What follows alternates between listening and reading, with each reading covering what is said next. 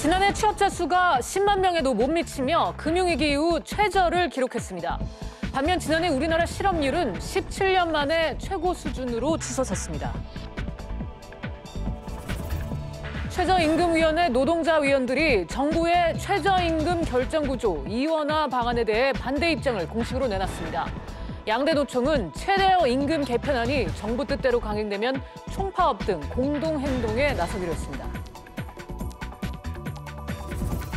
김정은 북한 국무위원장과 시진핑 중국 국가주석이 어제 정상회담을 열어 북미 회담 의제에 대해 사전 조율했습니다. 미국과 중국은 당초 이틀 일정으로 진행된 무역 협상을 하루 더 연장했습니다. 세계 최대 가전 IT쇼인 CES 2019가 미국 라스베이거스에서 개막해 나흘간의 일정에 들어갔습니다. 잠시 뒤 전 세계 첨단 기술의 경연장이 된 라스베이거스 현지를 연결합니다. 이사인 시각 주요 뉴스입니다. 지난달 취업자 수 증가폭이 3만 4천 명에 그치며 지난해 연간 일자리 증가폭도 10만 명을 밑돈 것으로 나타났습니다. 취재기자 연결합니다. 장가희 기자, 우선 지난해 신규 취업자가 10만 명을 밑돌았어요. 네, 통계청이 발표한 2018년 12월 및 연간 고용 동향에 따르면 지난달 취업자는 2,663만 8천 명으로 1년 전보다 3만 4천 명 늘어나는 데 그쳤습니다. 지난해 11월 취업자 증가폭은 16만 5천 명에 달했지만 한 달 만에 10만 명 아래로 떨어졌습니다. 이에 따라 연간 취업자는 2,682만 2천 명으로 1년 전보다 9만 7천 명 증가하는 데 그쳐 10만 명을 밑돌고 있습니다. 이는 금융위기 여파가 있었던 지난 2009년 8만 7천 명이 감소한 이후 9년 만에 가장 낮은 수준입니다. 네, 장 기자, 자영업 분야에서의 취업자 감소가 두드러진 듯 싶은데요. 네, 아무래도 최저임금 영향을 받는 취업자 수 감소가 눈에 띕니다. 지난해 도소매업 취업자는 전년 대비 7만 2천 명 감소했습니다. 같은 기간 숙박, 음식업 취업자는 4만 5천 명 줄었습니다. 경비 등이 포함된 사업시설 관리, 사업지원 및 임대 서비스업 취업자는 전년보다 6만 3천 명 감소했습니다. 종사상 지위별로는 임금 근로자 중 상용 근로자가 34만 5천 명 증가했지만 임시 근로자는 14만 1천 명, 일용직은 5만 4천 명 감소했습니다. 종업원이 있는 자영업자는 4만 3천 명이 증가했지만 나홀로 운영하는 자영업자는 8만 7천 명 감소했습니다. 우리나라가 실업자 100만 명 시대를 이어가고 있는데 지난해에는 좀 나아졌습니까? 네, 그렇지 않습니다. 지난해 실업자는 107만 3천 명으로 2000년 이후 가장 많았습니다. 실업자 수는 2016년부터 3년 연속 100만 명 이상을 기록하고 있는데요. 지난해 실업률은 3.8%로 전년보다 0.1%포인트 올랐고 고용률은 60.7%로 2017년보다 0.1%포인트 떨어졌습니다. 지금까지 SBS CNBC 장가입니다. 정부의 최저임금 결정체계 개편에 노동계의 반발이 거세지고 있습니다. 조금 전에는 최저임금위원회 노동자위원들이 기자회견을 열고 입장을 밝혔는데요. 자세한 내용 취재기자 연결해 알아보겠습니다. 김한진 기자. 네, 한국노총입니다. 네, 최저임금위원회에 참석하는 노동자위원들이 입장을 발표했다는 거죠.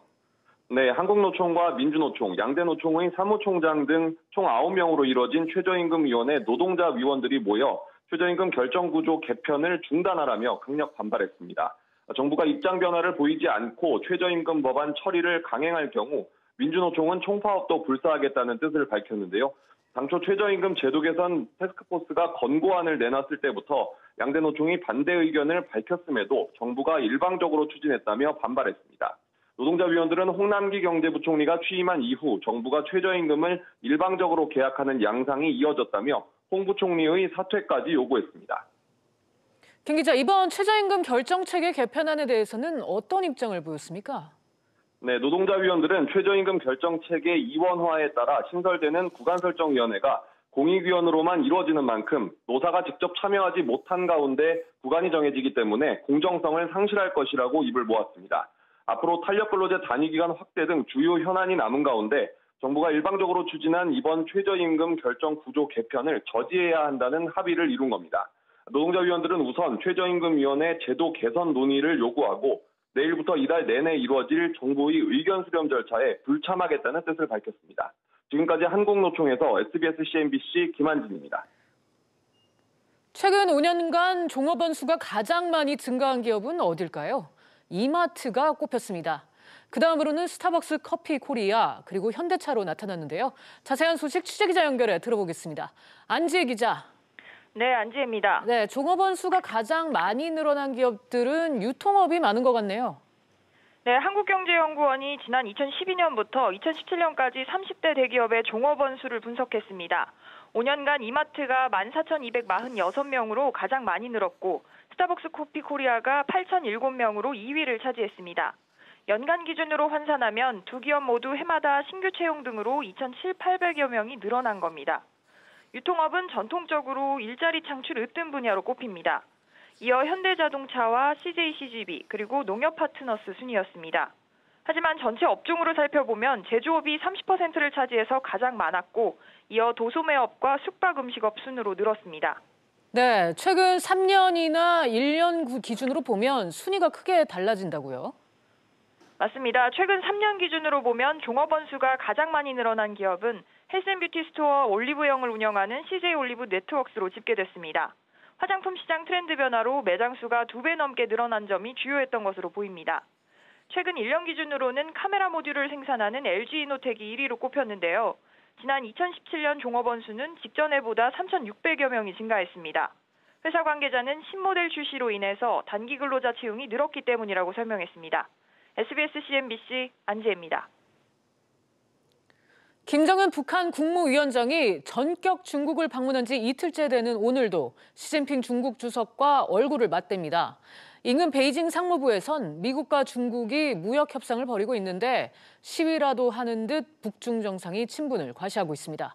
취재기자 연결해서 오늘 일정과 방중 의미 짚어보겠습니다. 이광호 기자. 네, 이광호입니다. 네, 어젯밤 상당히 성대한 환영 만찬을 벌인 것까지 전해졌는데 오늘은 김정은 국무위원장 일정이 어떻습니까?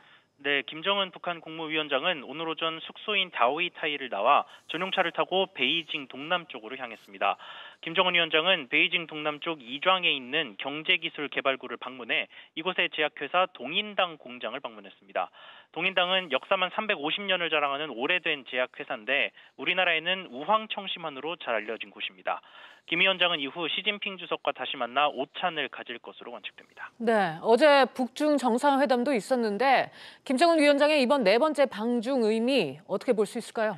네, 어제 김정은 위원장과 시진핑 중국 주석의 정상회담이 1시간 동안 진행된 이후 환영 만찬이 4시간 동안 이어졌습니다. 두 정상 사이에 더없이 친밀한 분위기가 이어지고 있는데 아무래도 미국을 의식했다는 분석입니다. 지금 미국과 중국 사이 무역 분쟁 해결을 위한 협상이 베이징에서 이루어지고 있는데 코앞에서 북중 정상회담 자리를 만든 것 자체가 일종의 시위라는 얘기입니다. 미국의 대북 경제 제재를 중국을 통해 회피할 수 있다는 경고를 보낸 것으로도 해석됩니다. 이 때문에 가까운 시일 안에 2차 북미 정상회담 일정이 잡힐 것으로 전망하는 미국 내 전문가들도 많습니다. 다만 미국 정부는 이에 대한 공식 입장을 내놓지 않았고 평소 활발했던 트럼프 미국 대통령의 SNS 역시 잠잠합니다. 지금까지 보도국에서 전해드렸습니다. 우리 정부와 기업, 지금 눈과 귀가 베이징으로 가 있습니다. 미중 무역 협상 여부에 따라 수출 환경이 바뀔 수 있기 때문인데요. 취재 기자와 자세한 얘기 나눠보도록 하겠습니다. 서주연 기자. 네, 서주연입니다. 네, 미국과 중국이 협상을 하루 더 연장하기로 했다고요. 네, 그렇습니다. 로이터 통신에 따르면 미국 대표단 관계자가 8일 베이징에서 기자들에게 현재까지 협상이 잘 진행되고 있다면서 일정이 연장됐다고 밝혔습니다. 양국 차관급 실무대표단으로 애초 7일과 8일 이틀 일정으로 협상을 할 예정이었습니다. 네, 협상이 연장된 이유는 어떻게 분석이 됩니까? 네, 미중 양측이 그만큼 진지하게 임하고 있다는 긍정적인 뜻으로 해석되고 있습니다. 이에 대해 월스트리트저널은 양국이 입장차를 좁히고 있다고 전했는데요.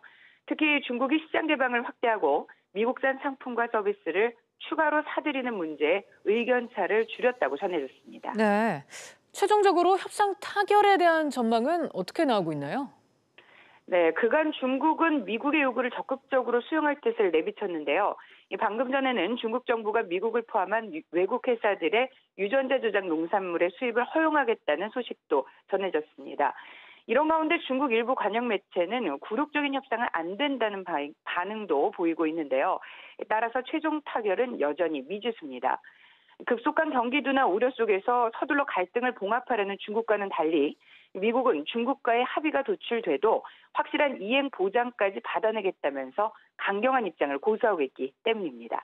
지금까지 SBS CNBC 서주연입니다. CS 2019가 오늘 개막해 나흘간의 일정에 돌입했습니다.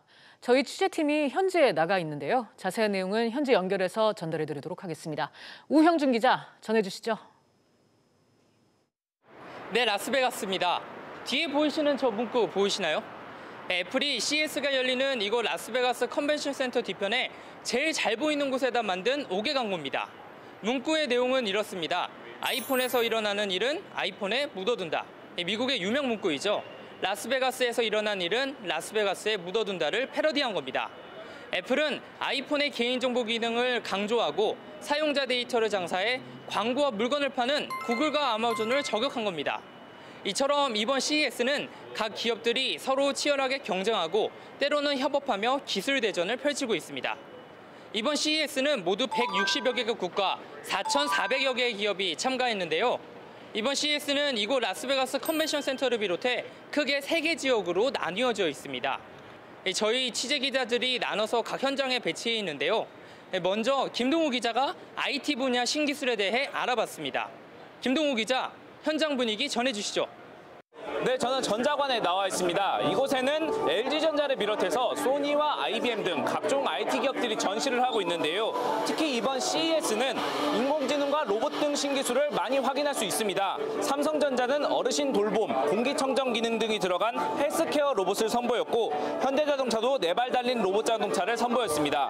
그런데 이곳 현지에서는 특이하게도 수제맥주 제조기기가 큰 호응을 얻고 있습니다. 제 옆에 있는 바로 이 제품인데요. 집에서 바로 에일 맥주부터 흑맥주까지 마실 수 있게 되는 겁니다. 김치 냉장고의 발효 알고리즘, 정수기의 자동 온수 살균 기능으로 맛을 극대화했다고 하는데요. 이처럼 IT 쪽 분야는 가전제품부터 최첨단 인공지능 로봇까지 다양한 제품들이 전시되고 있습니다. 지금까지 라스베이거스에서 SBS CNBC 김동우입니다. 네, 이어서 자동차 분야 쪽도 알아보겠습니다. 윤지혜 기자가 현장에 나가 있는데요. 윤 기자, 올해 CES는 모터쇼라고 불릴 정도로 많은 자동차 회사들이 참여했는데 어떤 기술을 선보였습니까? 네, 각 자동차 회사들은 인공지능과 자율주행을 앞세웠습니다. 지난해보다 한 단계 더 발전을 했는데요. BMW는요, 개인 비서 역할을 하는 자동차, 그리고 제 뒤에 보시는 것처럼 자율주행 기술을 탑재한 SUV를 선보였는데요. 기존 자율주행보다 더 발전한 것은 그냥 주행만 하는 게 아니라 코너링, 그리고 어려운 코스도 정말 운전을 잘하는 사람이 운전하는 것처럼 발전시켰다고 합니다. 이 밖에 아우디와 벤츠 등도 인공지능을 이용한 차량 비서들을 소개했는데요. 이제는 CES가 모터쇼로 불리는 만큼 자동차 회사들의 신기술 경쟁도 치열할 듯합니다. 지금까지 라스베가스에서 SBS CNBC 윤지혜입니다.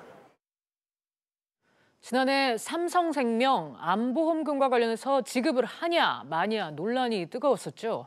이번 주에 이와 관련해 최종 입장을 금융감독원에 전달합니다.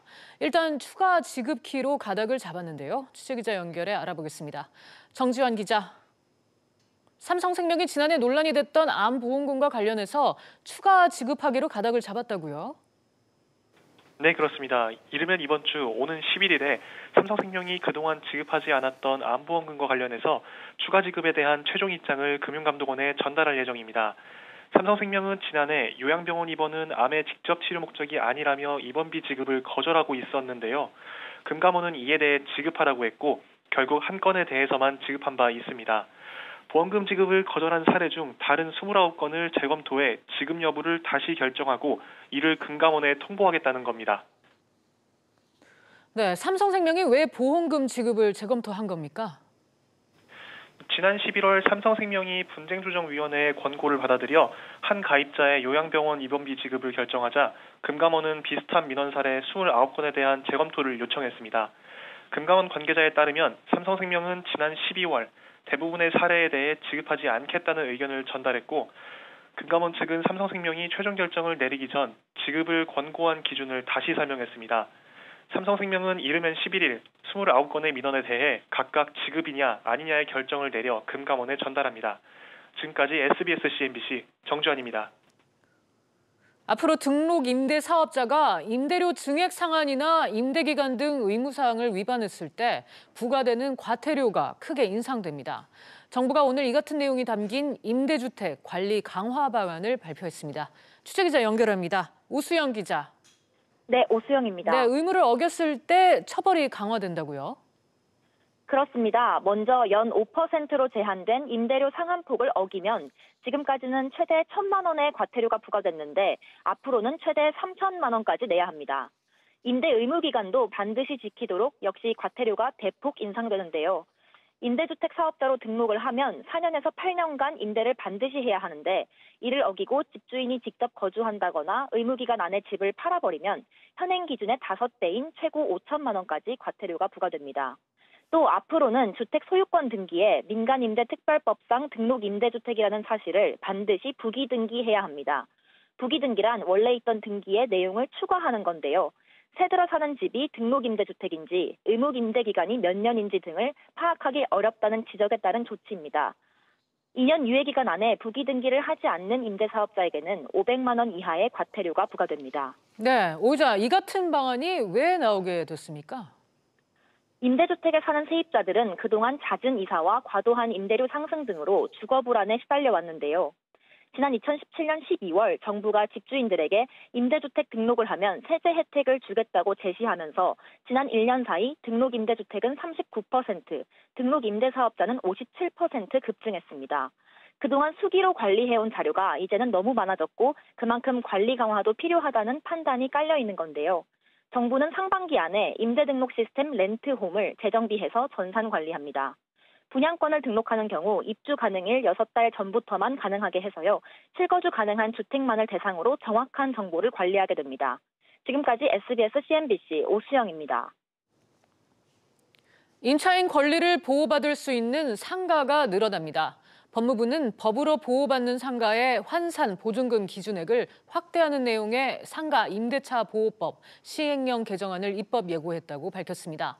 서울 지역 환산 보증금 기준액은 현행 6억 1천만 원에서 9억 원으로, 부산과 과밀 억제 권역은 5억 원에서 6억 9천만 원으로 상향됩니다. 박원순 서울시장이 임기를 마칠 때까지 공공임대주택을 최대 40만 호 공급하겠다고 밝혔습니다. 박 사장은 한 언론과의 인터뷰에서 이 같은 내용을 담은 시정 4개년 계획을 내일 발표할 것이라고 말했습니다. 박 시장은 가격 측면에서 서울시가 공공기여를 받는 형태로 토지비를 낮출 수 있어 시중 아파트보다 훨씬 저렴하게 주택을 공급할 수 있다고 덧붙였습니다. 누군가에게는 13월에 월급, 누군가에게는 13월에 세금 폭탄이 될지 모르는 연말 정산 서비스가 다음 주 시작됩니다. 구체적인 일정은 어떻게 되는지 자세한 내용 취재기자 연결해 알아보겠습니다. 이한승 기자. 네, 이한승입니다. 네, 연말 정산하려면 자료들이 필요하잖아요. 언제부터 조회할 수 있습니까? 네, 다음 주 화요일인 15일 오전 8시부터 국세청 연말정산 간소화 서비스를 통해 소득공제와 세액공제 자료를 조회할 수 있습니다. 또 3일 후인 18일 오전 8시부터는 공제신고서 작성과 예상 세액 계산 등도 할 수 있습니다. 만약 실제와 다르거나 조회가 되지 않는 경우에는 영수증 발급기관에서 직접 발급받아서 회사에 제출해야 합니다. 국세청은 서비스가 시작되는 15일과 예상 세액을 알아볼 수 있는 18일, 자료가 최종적으로 제공된 다음 날인 20일, 이럴 때 대기 시간이 길어질 수 있으니 이용에 유의해달라고 당부했습니다. 대신 모바일 홈택스 앱으로도 자료 조회와 예상 세액 계산 등을 할 수 있기 때문에 한결 수월하게 연말정산을 할 수 있을 것으로 기대됩니다. 네, 이 기자, 그리고 여기에 올해부터 서비스가 추가되는 것도 있다고요? 네, 맞습니다. 올해부터는 총급여가 7천만 원 이하인 근로자가 지난해 7월부터 신용카드 등으로 쓴 도서비와 공연비에 대해 공제율 30%가 적용되고요. 소득공제 한도를 초과하는 경우에는 최대 100만 원까지 추가 공제가 됩니다. 그리고 서민층 주거안정 지원을 확대하기 위해 3억 원 이하 주택 임차보증금 반환보증보험료가 보험료 세액공제 대상에 추가됩니다. 지금까지 말씀드린 연말정산 서비스 시기와 바뀐 부분들을 꼼꼼히 확인하셔서 연말정산이 13월에 폭탄이 되지 않게 하는 현명함이 필요해 보입니다. 지금까지 국세청에서 SBS CNBC 이한승입니다. 해마다 2차례 실시하는 기초연금, 수급 노인 재산, 소득 확인 조사 때마다 10,000명에서 20,000명의 노인들이 수급 자격을 잃는 것으로 나타났습니다. 보건복지부에 따르면 주택과 토지 등의 공시가격 인상으로 재산 가치가 늘거나 소득이 증가해 기초연금 수급 자격을 잃은 노인은 2017년 하반기 20,000명, 지난해 상반기는 10,000명가량으로 조사됐습니다. 복지부는 다만 해마다 수급 자격을 상실하는 노인보다 신규 수급 대상이 많다고 덧붙였습니다. 세계은행이 올해 전 세계 경제 성장률을 2.9%로 낮췄습니다. 세계은행은 올해 경제 성장률 전망치를 지난해 6월 발표한 3%에서 0.1%포인트 낮췄습니다. 내년 성장률은 2.8%로 예측했습니다. 국내 프랜차이즈 가맹본부의 평균 영업기간은 7년 2개월인 것으로 나타났습니다. 공정거래위원회 가맹사업 정보 제공 시스템에 따르면 프랜차이즈 가맹본부 중 도소매업 영업기간이 10년 10개월로 가장 길었고 외식업은 5년 11개월로 수명이 가장 짧았습니다. 특히 외식업 중에서는 동남아, 인도 등 기타 외국식과 일식, 서양식은 평균 영업기간이 5년 미만인 것으로 조사됐습니다. 고용 승계 갈등으로 금호타이어 광주 공장이 생산 중단 위기에 놓였습니다. 금호타이어는 금속노조 금호타이어 비정규직 직회 노조원인 청소 노동자 70여 명이 그제부터 일부 공장을 점거하면서 생산에 차질을 빚고 있으며 오늘 자정까지 정상 가동되지 않으면 생산 중단이 예상된다고 밝혔습니다. 회사는 노조의 손실에 따른 구상권을 행사하는 한편 경찰은 공장 내부로 경찰 병력 투입을 검토 중입니다. 증시 상황입니다. 베이징에서 이뤄지고 있는 미중 무역 협상이 하루 더 연장되면서 타결될 기대감이 높아진 상황입니다. 국내 증시 영향으로 모두 오름세 보이고 있습니다. 코스피 1.75% 오르면서 2,060포인트, 코스닥은 1.28% 오르면서 677포인트에서 거래되고 있습니다. 오늘 주목해서 보실 종목들입니다. 우선 삼성전자, 어제는 어닝 쇼크로 하락 마감했었는데요. 미중 무역 협상 타결 기대감에 동반 상승했습니다. 삼성전자 현재 2.76% 상승하면서 39,150원에 거래되고 있고요. SK하이닉스 마찬가지로 6% 강세 보이면서 62,800원에 거래되고 있습니다. LG전자 역시 상승세입니다. 지금 CES가 개막을 했는데요. 박일평 사장이 개막 기조연설을 했고 여기에 돌돌 말 수 있는 롤러블 TV까지 선보이면서 화제가 되고 있습니다. 현재 1.45% 오르면서 62,800원에 거래되고 있습니다. 마지막으로 한진중공업입니다. 한진중공업은 하락세 보이고 있는데요. 자회사이자 현지 해외법인인 수빅조선소가 기업 회생 절차를 신청했다는 소식에 현재 1.84% 내리면서 1,065원에 거래되고 있습니다. 지금까지 증시 상황이었습니다. 오늘 저희가 준비한 내용은 여기까지입니다. 시청해주신 여러분 고맙습니다.